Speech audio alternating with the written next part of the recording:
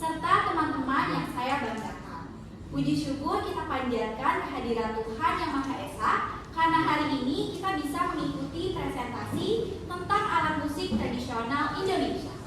Sebelum kita memulai presentasi kita hari ini, dimohon untuk teman-teman untuk berdiri. Baik, perkenalkan saya Kalisa Ramadhani Rustiawan yang bertugas sebagai MC sekaligus moderator pada presentasi hari ini. Perkenalkan, nama saya Stefani. Perkenalkan, nama saya Sintana Dewi. Perkenalkan, nama saya Anissa Dewi. Perkenalkan, nama saya Muhammad Rozia. Perkenalkan, nama saya Iqbal Syekh. Perkenalkan, nama saya Ganapia Misrega. Baik, itu merupakan anggota dari kelompok 5. Musik tradisional Indonesia merupakan bagian penting dari budaya Indonesia dan sudah digunakan sejak dulu dalam berbagai kegiatan adat dan juga masyarakat. Melalui presentasi kelompok 5 hari ini, kita akan mengenal sejarah, nilai, dan juga ciri khas dari beberapa alat musik tradisional Indonesia. Baik, langsung aja kita masuk ke materi pertama. Di materi pertama ini, kita akan membahas tentang angklung dan sejarahnya yang akan disampaikan oleh Uma. Kepada Uma, waktu dan tempat dipersilakan. Angklung merupakan alat musik tradisional Indonesia yang terbuat dari bambu dan demikian dengan cara dimainkan dengan cara digetarkan atau digoyangkan. Alat musik ini berasal dari Jawa Barat. Angklung terdiri dari 2 hingga 4 tabung bambu yang digantung dalam berbagai bambu dan dirangkai menjadi satu dengan tali rotan. Tabung bambu dirukir dengan detail dan dipotong demikian rupa untuk menghasilkan nada tertentu ketika bingkai di bambu digoyang. Sejarah angklung berakar kuat dalam kehidupan masyarakat Sunda di Jawa Barat, Indonesia. Dipercaya bahwa angklung sudah ada sejak masa kerajaan Sunda yang berjaya di wilayah Jawa Barat antara abad ke-12 hingga ke-16.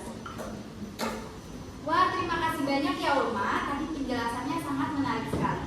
Kita jadi tahu nih asal-usul angklung dan bagaimana sejarahnya berkembang di Indonesia.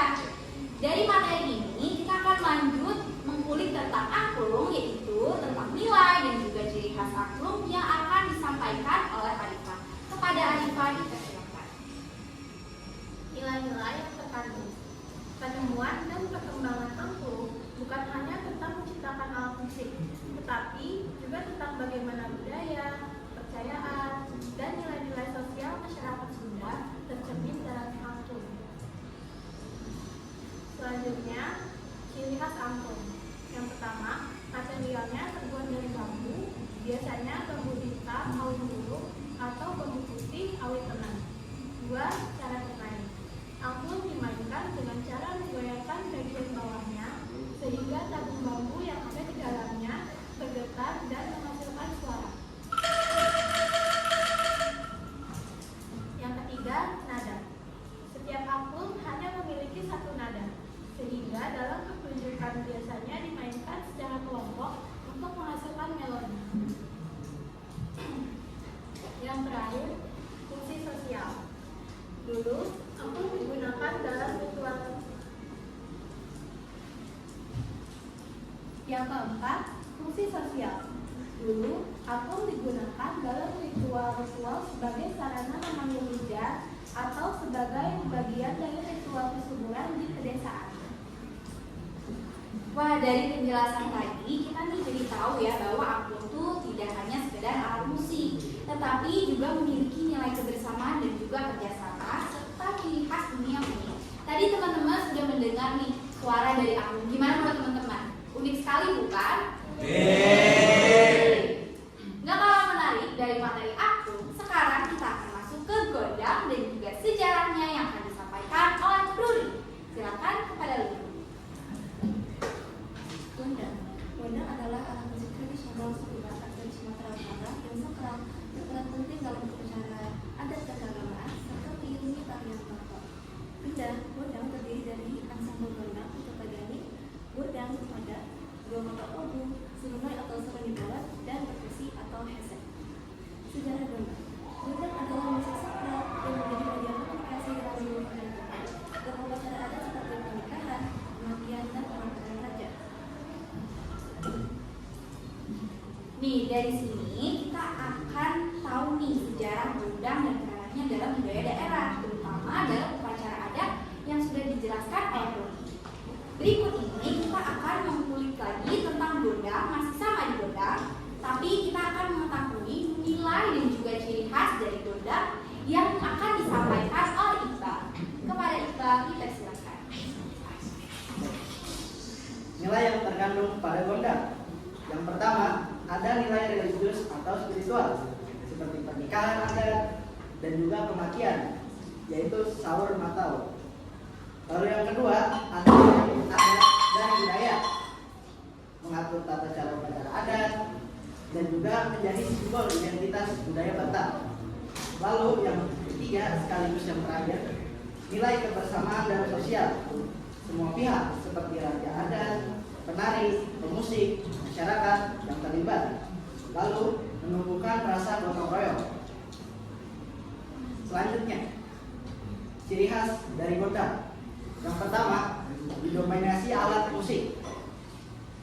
Gondang sabangunan, yaitu satu set alat musik gondang. Lalu yang kedua, tagani, 5 gendang bernada.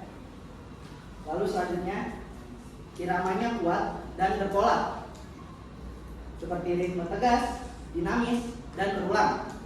Lalu setiap pola gondang memiliki makna tertentu. Yang ketiga, memiliki fungsi sakral dan adat, seperti tidak dimainkan sembarangan dan juga biasanya dipakai dalam upacara adat dan ritual. Lalu yang keempat, sekaligus yang terakhir, mengiringi tari tortor. Gondang selalu sejalan dengan gerakan tari tortor, dan juga gerakan tari tortor mengikuti ketukan gondang. Oke, tadi dijelaskan dengan baik oleh kita mengenai makna dan juga ciri khas dari gondang, mulai dari bentuk hingga nilai budaya yang terkandung di dalamnya. Materi ini tuh sangat menarik banget ya teman-teman, dan saya juga berharap teman-teman bisa mendengarkan materi dari kelompok kami dengan sangat antusias dan juga seksama ya teman-teman. Lanjut, kita akan masuk ke materi TIFA. Kita akan mengulik sejarah TIFA dari Kak David. Silakan. Hari ini saya akan membahaskan tipa. Tipa adalah alat musik pukul tradisional dari Papua dan Maluku. Berbentuk tabung kayu yang dilubangi bagian tengah dan ditutup kulit hewan, rusa, biawak, kambing.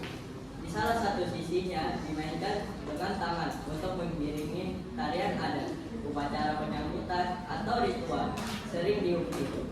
Sejarah tipa berakar pada tradisi kuno sebagai ritual adat, penyambutan tamu, dan pengiringan tari perang, berfungsi sebagai simbol identitas budaya, kebersamaan, serta alat komunikasi tradisional. Terima kasih.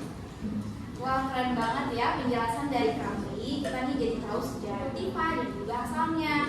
Sekarang, karena saya lihat teman-teman tuh sangat sekali memperhatikan kita presentasi, jadi aku mau majuin satu pertanyaan ke kelompok yang kayaknya tuh paling dengerin. Aku pengen nanya ke kelompok yang sebelah sini. Tadi Kak Davi udah bilang nih, TIFA itu asal daerahnya dari mana sih? Kira-kira kalian dengar dari mana TIFA asal daerahnya?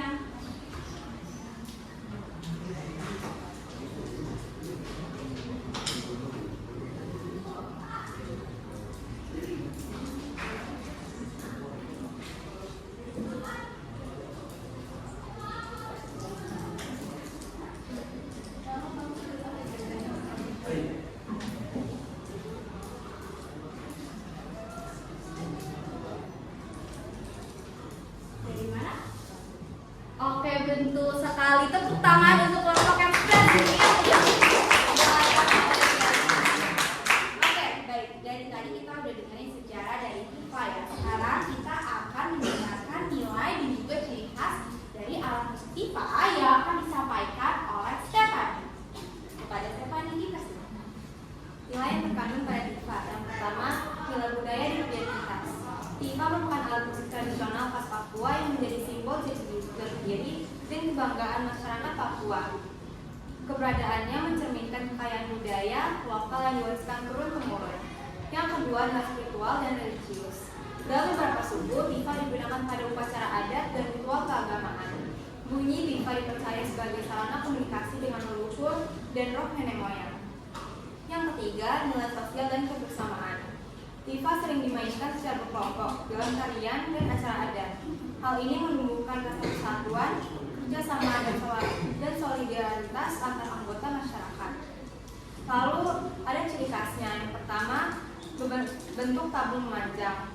Pipa berbentuk seperti tabung atau silinder, ramping di bagian tengah dan melebar di salah satu ujungnya. Kedua, terbuat dari bahan alami. Dibuat dari kayu pilihan dan bagian atasnya dilapisi kulit hewan, biasanya kulit rusa atau biawak. Yang ketiga, dimainkan dengan cara dipukul. Pipa dimainkan menggunakan tangan, bukan alat pemukul. Yang keempat, memiliki ukiran khas Papua. Permukaan pipa dihiasi ukiran atau motif etnik Papua yang memiliki makna simbiosis. Terima kasih atas ini. Dari sini kita jadi makin tahu nih keunikan dari pipa dan juga nilai-nilai budaya yang ada di pipa. Baik, setelah kita menyimak seluruh pemaparan materi hari ini, selanjutnya kita akan membuka sesi tanya jawab dari teman-teman semua yang masih penasaran dengan materi kita bisa mengajukan pertanyaan. Kita akan mulai dari kelompok 1, silakan untuk bertanya.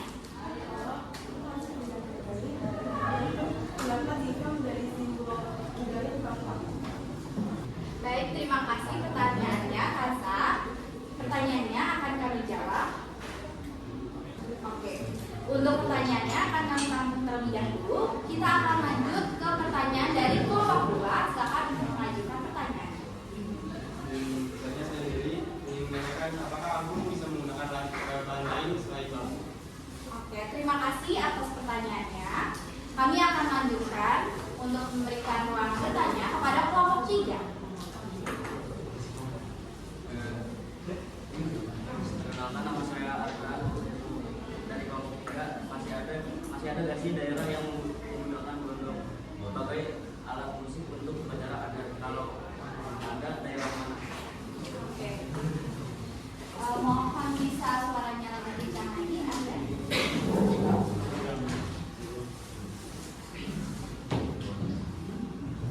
Masih ada nggak sih daerah yang menggunakan gondang sebagai alat musik untuk upacara adat? Lalu kalau ada, daerah mana?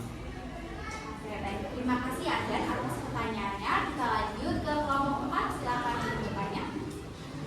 Saya dari kelompok 4 ingin bertanya, apakah pengelompokan alat musik tradisional masih penting di era alat musik digital? Oke, pertanyaan menarik sekali. Terima kasih ya, Binata. Selanjutnya untuk kelompok 6. Akan menjadi dari kelompok 6. Saya akan tanya, apa alat musik tradisional sangat erat dengan budaya lokal? Terima kasih banyak ya. Jadi sekarang lanjut ke kelompok 7. Perkenalkan, nama saya Gema dari kelompok 7. Ingin menanyakan apa keistimewaan angklung? Oke, terima kasih banyak ya teman-teman semua juga yang sudah bertanya. Kita akan mulai menjawab pertanyaan dari kelompok 1 terlebih dahulu yang akan dijawab oleh Ruli.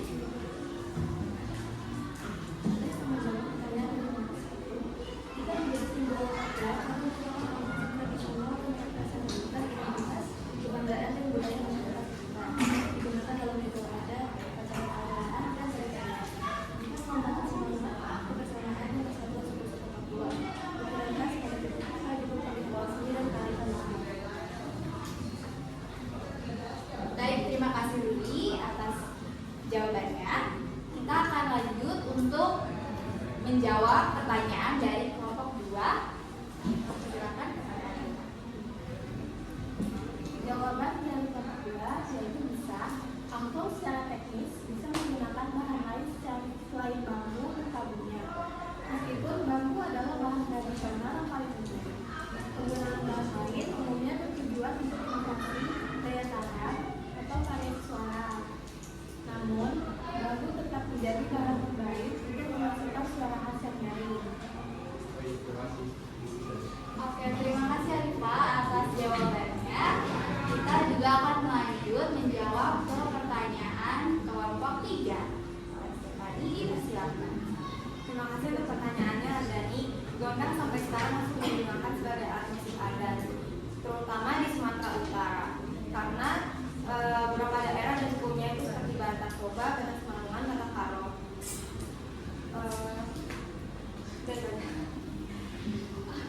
terima kasih atas jawabannya Stefani. Kita akan melanjutkan menjawab pertanyaan dari kelompok 4. Oke, baik. Sebelumnya saya kurang mendengar pertanyaan kelompok 4. Bisa tolong diulang lagi? Apakah pengelompokan alat musik tradisional masih penting di era alat musik digital?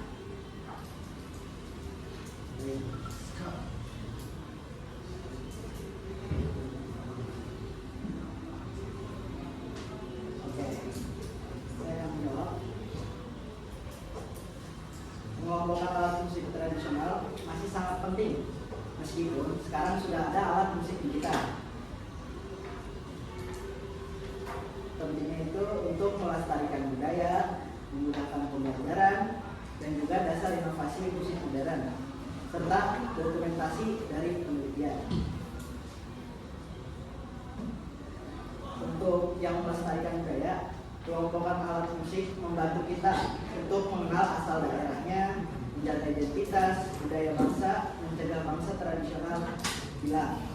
Lalu yang kedua, memudahkan pembelajaran, yaitu dengan mengelompokkan pelajar jadi lebih mudah memahami jenis alat musik, mengetahui cara memainkannya, mempelajari sejarahnya. Lalu yang ketiga, dasar inovasi musik modern. Musik digital sering mengambil inspirasi dari alat tradisional. Kalau alat tradisional dipahami dengan baik, inovasi jadi lebih berkualitas. Lalu yang terakhir, dokumentasi dan penelitian. Mengelompokkan membantu penelitian mencatat dan mengkaji alat musik, dan juga menyimpan data budaya untuk generasi mendatang. Oke, terima kasih Iqbal atas jawabannya dan juga kelompok 4 yang sudah memberikan pertanyaan. Kita akan melanjutkan untuk menjawab pertanyaan dari kelompok 6. Silakan Kak Davi. Kali ini saya akan menjawab pertanyaan kelompok 6. Secara garis besar, ada 4 alasan utama mengapa keterikatan ini begitu kuat. 1. Jembatan dunia spiritual. Bagi banyak suku Indonesia, alat musik adalah media komunikasi dengan Tuhan, leluhur, atau alam gaib. Contohnya, gamelan, sakaten di Yogyakarta. 2. Penanda siklus hidup manusia. Alat musik tradisional hadir di setiap momen penting kehidupan seorang hidup, dari lahir hingga mati. Sudah? Baik, terima kasih Kak Davi dan juga kelompok 6. Selanjutnya, yang terakhir kita akan menjawab pertanyaan dari kelompok 7. Silakan untuk Urma. Saya akan menjawab pertanyaan kelompok 7, yaitu keunikan angklung terletak pada pembuatan dari bambu pilihan. Cara memainkannya untuk digoyangkan untuk menghasilkan nada, membutuhkan kekompakan karena dimainkan berkelompok untuk harmoni, serta nilai filosofi dan budaya yang mendalam tentang kebersamaan dan persatuan. Sudah cukup untuk kelompok 7. Baik, terima kasih Urma dan juga kelompok 7. Sebagai kesimpulan, hari ini kita telah mempelajari angklung, gondang, dan IPA mulai dari sejarah, nilai, dan juga ciri khasnya. Semoga materi hari ini dapat menambah wawasan dan rasa cinta kita terhadap budaya Indonesia. Akhir kata, saya sebagai MC dan moderator mengucapkan terima kasih. Mohon maaf apabila selama memandu acara terdapat kekurangan. Kami dari kelompok 5